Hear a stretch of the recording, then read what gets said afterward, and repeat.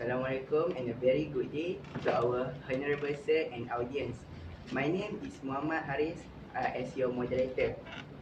So today we are going to having a forum to talk about reducing landfills. We will discuss everything that can be connected with this issue. The definitions of landfill is a site of the disposal of waste materials by burial and the oldest form of waste treatment. Now, I will introduce my panels to all of you. The first panel is Muhammad Hateem with Muhammad Sobri. The second panel is Fatin Aiman with Ismail. The second panel is Aufa Waheeda with Ahmad Shukri. They will discuss deeply about reducing landfills. Without wasting time, I will welcome the first panel to tell us how many types of landfills have. Thank you, moderator, for giving me a time to explain how many types of landfills that we have. Firstly, sanitary landfills that uses a clay liner to isolate the trash from the environment. Next, uh, uh, next, municipal solid waste use a plastic liner to isolate the trash from the environment. Then construction and demolitions. Then construction and demolition waste landfills consist of the debris generated during the construction, renovations, uh, demolition of buildings, roads, and bridge. Lastly is industrial waste landfills. Uh, non-hazardous waste, non-hazardous solid waste consists of non-hazardous waste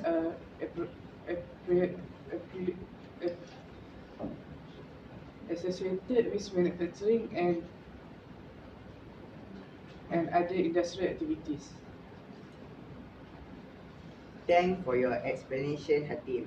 Now, I will invite the second panel to talk about the content of landfills. Thank you to the moderator. Landfill happens from solid waste, which is number one contributor of landfill waste disposal. Homes, schools, public places, markets, offices, and so on produce a great deal of rubbish, garbage, and used materials. The bulk of this waste eventually end up in the landfills. Example of the solid waste materials include wood, paper, plastic, broken furniture, glass, grounded cars, obsolete electronic products, hospital and markets waste. Because most of these waste materials are non-biodegradable, they hit in the landfills where they stay for years. The scenario is even worse for poorly managed waste disposal system and normally results in damage to the land and the surrounding environment. Thank you, Fatin. Now, I will invite the first panel to talk about advantages and disadvantages of landfills. Thank you, moderator, for giving me time to explain about advantages and disadvantages. Not everything can be recycled in this world. Some of waste can produce energy. When landfills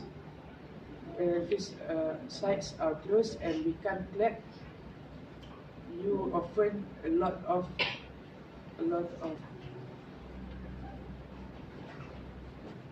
when landfill sites become closed and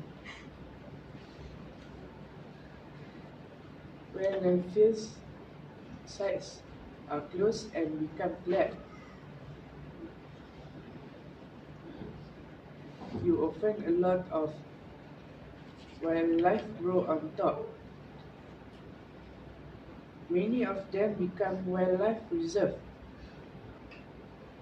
and then wasteful not required if recyclable materials are put into landfills, sites you use some energy and resource trying to create new materials and instead of reusing. Thank you for your explanation, Hateem. Now, I will invite the third panel to talk about how to reduce landfills. Thank you, moderator. Believe or not, the throwing away of clothes are the biggest contribute to the landfill today. We open up our closet and pick up the clothes that we are not need to use anymore, like a sweater that was fashionable last year, a torn shirt, and clothes that we don't want to keep anymore. And where does it go? That's right, to the garbage, and then to the landfills. Make a better use out of it. First, we must make sure that the clothes are not need to use anymore. Then donate clothes to people in need. First,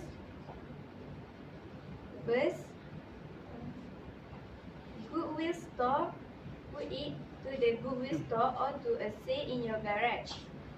But we must make sure that all the clothes are wearable. Of course, you know what they will say? Another man's trash is another man's treasure.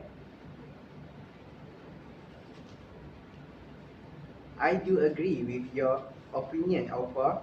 Anyway, thank you very much for your sharing. Next, I will invite the second panel to talk about the other causes of landfills.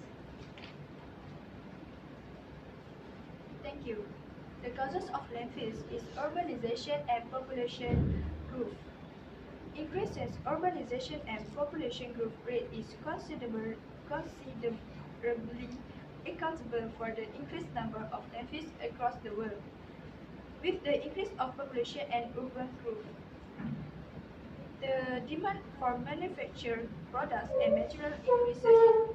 As the demand increases, so does the increase of solid waste. In particular, plastic pollution has been on the rise in the first decade of this century due to rapid urbanization and population growth, and most of the used plastic materials simply end up in the landfills. In most urban areas, plastic from the greater part of the landfills and constitute about 80% of all the municipal waste.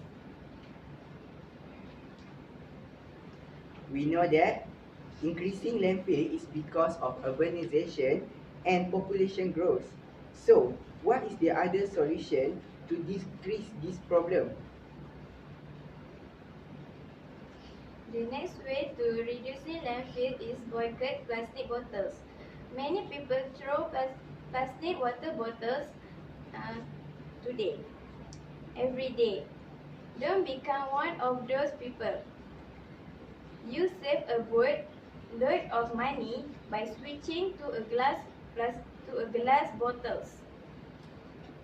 You will be throwing a lot empty or unempty plastic bottles into the trash, which instead means you won't contribute to the mountains of bottles in landfills or in the ocean. Thank you for your explanation. Next, I will invite our last panel to talk about disadvantages landfills. Thank you. From the facts by facts that they give, I can conclude that there are few disadvantages. A major disadvantages to burying trash in landfills is the potential to pollute the surrounding soil and groundwater with toxins. When trash decomposes, It releases methane and other greenhouse gases that contribute to climate and may also cause the problem and may cause problems health to humans and animals. That's all from us about reduced landfills. Thank you for lending us your ears. We hope our forum will give all of you knowledge and benefit. Thank you.